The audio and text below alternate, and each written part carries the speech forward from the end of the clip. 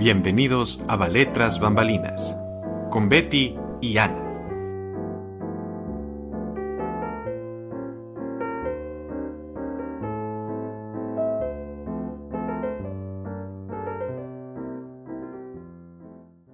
Hola a todos, bienvenidos nuevamente a Ballet Tras Bambalinas, el podcast en el que cada sábado les traemos ballet y danza hasta donde se encuentren. Les habla Ana y les invito como cada semana a regalarnos un like, compartirnos, comentarnos y suscribirse a nuestro canal de YouTube para poder seguir llegando a más personas. Recuerden que pueden buscarnos en todas las redes sociales y escucharnos en Spotify, Amazon Music, Google Podcast, Spotify Podcast, Audible, iHeartRadio y ahora también en iVoox.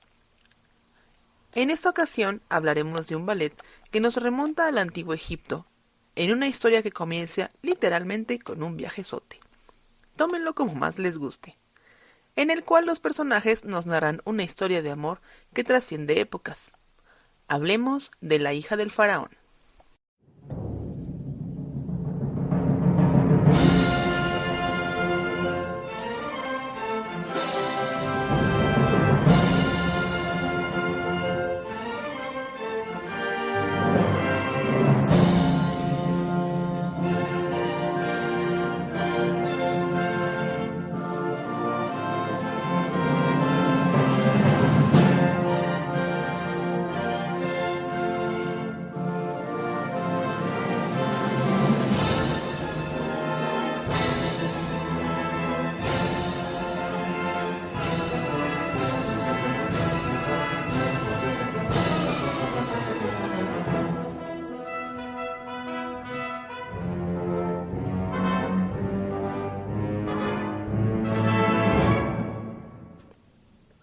La hija del faraón fue el primer éxito sustancial de Petipa entre todos los grandes ballets que iba a crear como coreógrafo para el teatro imperial.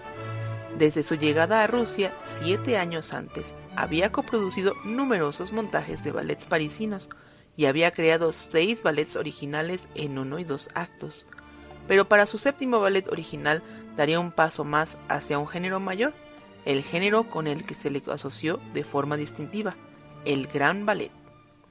Cuando finalizó la etapa del conde Alexander Godunov como director de los teatros imperiales, su sucesor fue Andrei Saburov, que demostró ser menos hábil que su predecesor. Petipa no tenía una buena opinión de Saburov y escribió en sus memorias que el nuevo director no conocía su oficio en absoluto y cumplía con sus obligaciones muy descuidadamente. En 1859, Saburov invitó a San Petersburgo a la primera bailarina italiana Carolina Rosati y no renovó el contrato de Jules Perrot, que era entonces el primer maestro de ballet. Perrot, sin embargo, permaneció en San Petersburgo un año más trabajando sin contrato antes de regresar a París en 1860. Petipa, que por aquel entonces era primer bailarín, esperaba que le nombraran sucesor de Perrot, pero en lugar de eso, el puesto de primer maestro fue otorgado a su rival Arthur Saint-Leon. Sin embargo, a pesar de perder el puesto que deseaba, Petipa aún tenía por delante la oportunidad de oro de demostrar su valía como coreógrafo.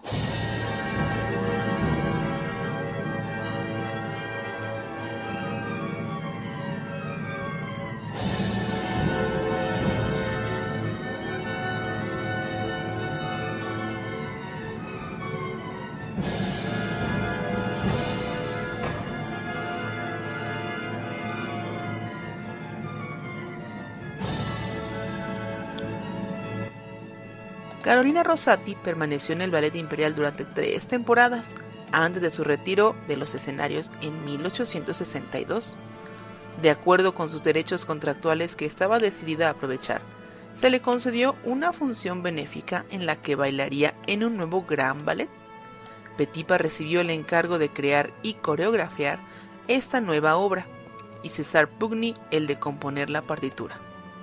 Petipa había esbozado un plan para el nuevo ballet antes de que él y su esposa María se embarcaran en su gira de 1861 a París.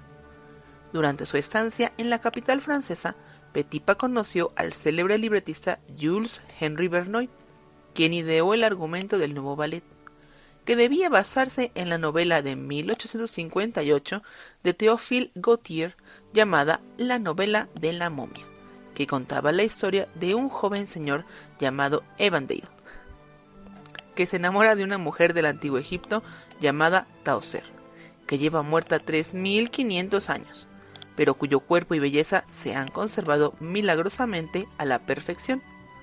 De regreso a San Petersburgo, los Petipa visitaron el Museo Egipcio de Berlín, donde Petipa se inspiró para su nuevo ballet que se llamaría La hija del faraón. Sin embargo, durante la ausencia de Petipa en San Petersburgo, Rosati y Saburov tuvieron un desacuerdo, lo que provocó un retraso en la comunicación a Petipa de cuándo debían comenzar los ensayos de La hija del faraón. El retraso se prolongó hasta 2 meses antes del final de la temporada y Petipa aún no había montado la producción. El tiempo se agotaba antes de la fecha prevista para la representación benéfica de Rosati. Ella estaba convencida de que Saburov se estaba olvidando deliberadamente de su función benéfica y del nuevo ballet debido al desacuerdo. Así que Petipa y ella acordaron hablar con Saburov sobre el asunto. Según Petipa, el director les informó de que no había dinero para la producción, solo para que él acabara en una situación comprometedora delante de ellos, y gracias a ese incidente, Saburov cambió rápidamente de opinión y permitió la puesta en escena de La hija del faraón. Para que no se queden con la duda, buscamos dicha situación comprometedora, y al parecer Petipa lo escribió en sus memorias. Resulta que él y Rossetti fueron a verlo. Él pasó solo a su habitación, y Saburov se encontraba en bata cuando le dijo que no podrían producir La hija del faraón. Petipa se negó a dar la mala noticia él mismo a Rossetti e instó a Saburov a decírselo él mismo. Salió en bata a discutir con la bailarina, la cual le reprochó enfadada de ir en contra de su palabra. Y Saburov se enojó tanto con esta afirmación que levantó una pierna para patear una silla. Fino el señor, pero al hacerlo dejó a la vista todas sus gracias, sin darse cuenta, hasta que notó que Rossetti intentaba no reírse y Petipa le señaló la situación. Saburov lo encontró tan vergonzoso que rápidamente se volvió a Petipa para preguntarle si podía montar el ballet en 6 semanas antes de desaparecer dentro de su habitación.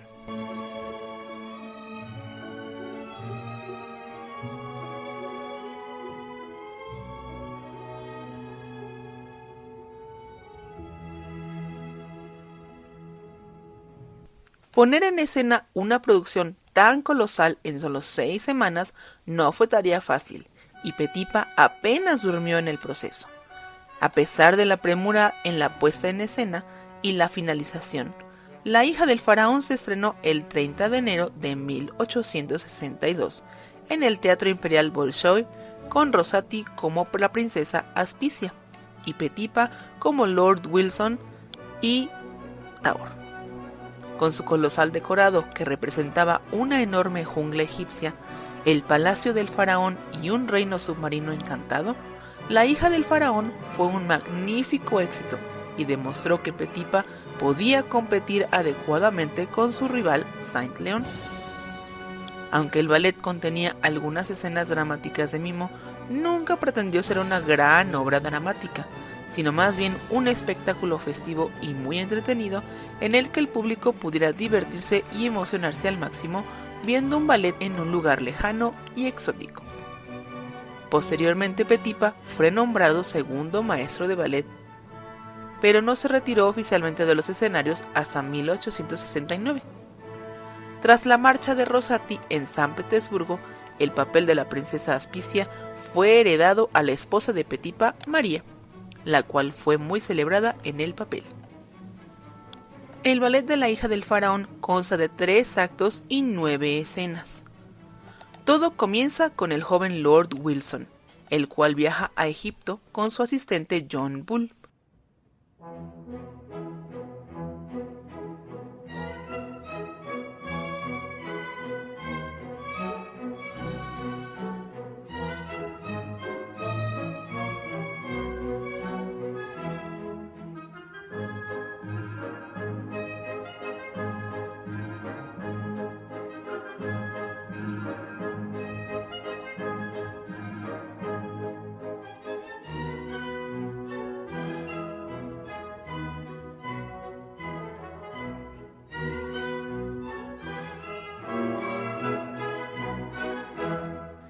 Mientras exploran en el desierto, cerca de una gran pirámide, se desata una tormenta de arena.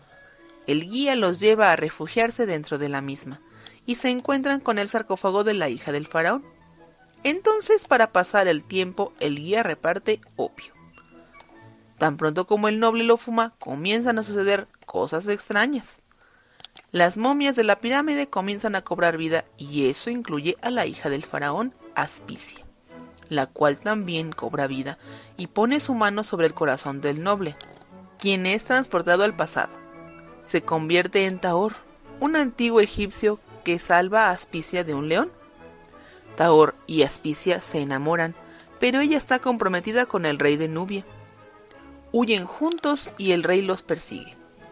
Tahor y Aspicia se detienen en una posada de pescadores para esconderse, y los pescadores locales les preguntan si quieren ir de pesca. Aspicia decide quedarse en la posada, tras lo cual el rey nubio se detiene ahí mismo para descansar y la encuentra. Ella huye nuevamente y salta al río Nilo para escapar de sus guardias.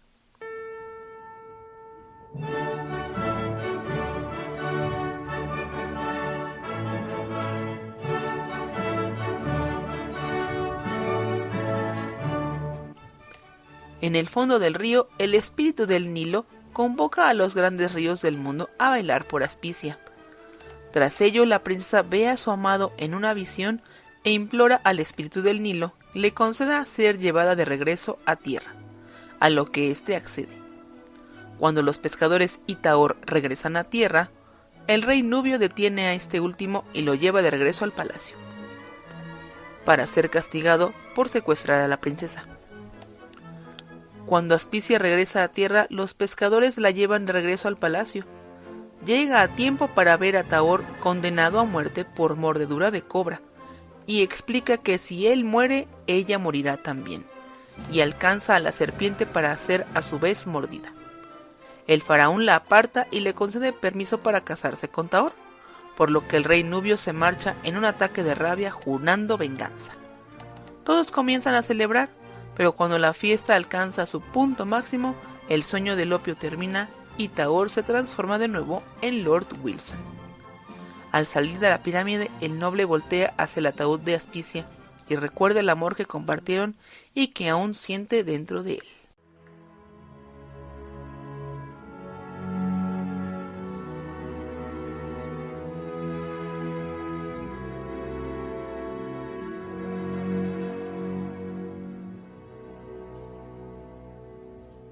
Probablemente la escena más espectacular de la hija del faraón fue quizá la del reino submarino. En esta escena, Aspicia se ha arrojado al Nilo para escapar de las garras del rey de Nubia y desciende al reino submarino. El dios del Nilo con los brazos abiertos la recibe, tras lo cual se ejecuta el gran pa de los ríos, arroyos y manantiales.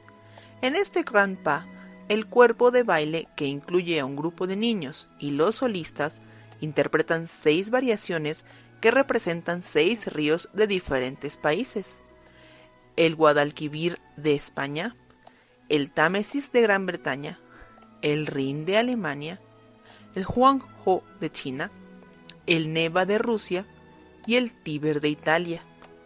A continuación se representa un pa de la visión, en el que Aspicia tiene una visión de su amado Tahor y le suplica que vuelva con él. La escena termina con Aspicia subiendo a la superficie en una concha gigante de nácar.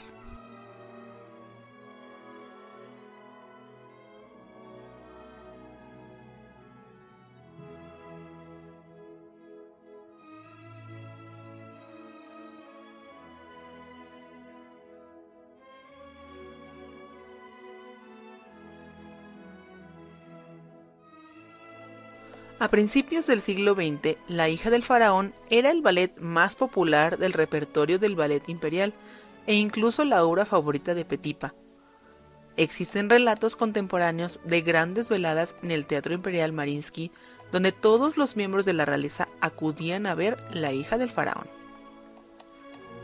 Este fue uno de los muchos ballets que no sobrevivieron en la Rusia post-revolucionaria, porque las autoridades soviéticas consideraron que la obra tenía un valor artístico insignificante. Eso se debió sobre todo a que en muchos aspectos el nuevo régimen consideraba que el ballet era un ejemplo perfecto de los excesos teatrales de la corte imperial rusa. La hija del faraón fue representada por última vez por el antiguo ballet imperial en 1928, tras lo cual, en muchos sentidos, pasó a la leyenda en los anales de la historia del ballet. Rudolf Nureyev había manifestado su interés por recuperar el ballet para el Ballet de la Ópera de París, pero su salud delicada y su muerte en 1993 le impidieron hacerlo.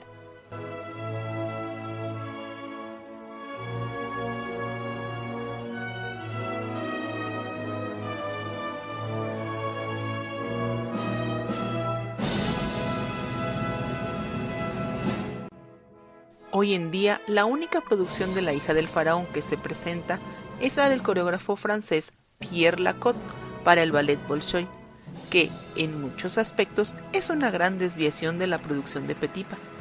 Para su producción, Lacotte decidió no seguir las partituras de notación tras negarse a creer que los extractos de la coreografía anotada que le habían mostrado pudieran ser parte de la coreografía de Petipa.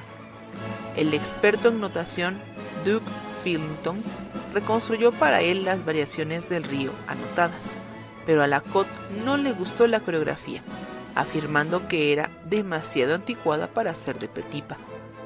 Al final, volvió a coreografiar por completo el ballet a su manera, reorganizando e introduciendo cambios drásticos en la partitura de Pughni.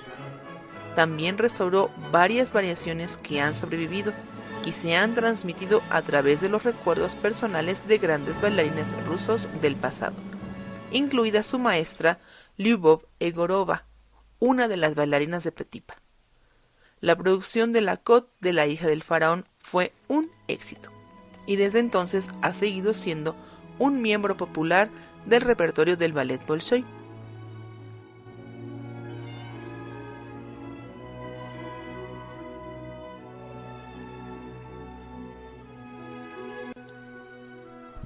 Por el momento, eso es todo por este episodio. Esperemos que lo hayan disfrutado y ojalá se den la oportunidad de verlo. Pueden encontrar una versión completa de este ballet en YouTube. Es un ballet sumamente entretenido y colorido.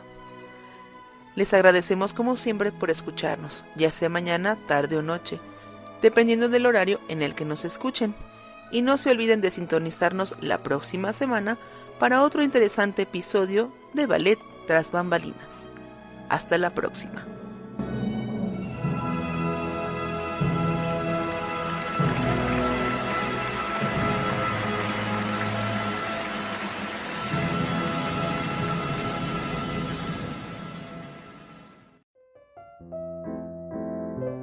Eso es todo por hoy. Muchas gracias por escucharnos. Los esperamos en el próximo episodio de Ballet Tras Bambalinas.